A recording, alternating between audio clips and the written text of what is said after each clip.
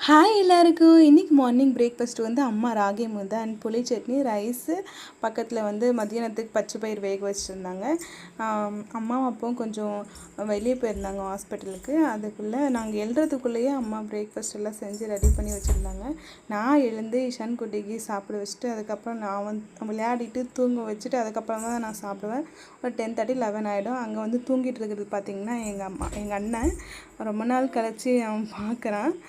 எங்கள் வீட்டு சைடில் பார்த்திங்கன்னா எங்கள் ஊர்லேயும் சரி, நாங்கள் வந்து நிறைய வகையான சட்னி சாப்பிடுவோம். உதாரணத்துக்கு கார சட்னி, புளி சட்னி, கொத்தமல்லி சட்னி, அந்த சொல்லிகிட்டே போகலாம் எக்ஸட்ரா. அதுக்கப்புறம் அப்படியே ஆப்போசிட்டில் ஹஸ்பண்ட் வீட்டில் கடலக்கொட்டை சட்னி தவிர எந்த சட்னியுமே செய்ய மாட்டாங்க, சாப்பிடவும் மாட்டாங்க.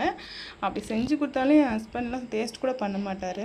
அப்புறம் பார்த்திங்கன்னா இஷான் குட்டி தூங்கி எழுந்தோடனே சரிங்க வெளியே தான் விளையாடணும்னு சொல்லி ஒரே இடம் பிடிக்கிறாங்க. அதனால் மார்னிங் ஈவினிங் மட்டும் கொஞ்சம் நேரம் வெளியே விளையாடுவேன். நல்லா விளையாடுவார். எங்களோட வாழை மரத்தில் வந்து செவ்வாழை வந்து கொலை போட்டிருக்குதுங்க.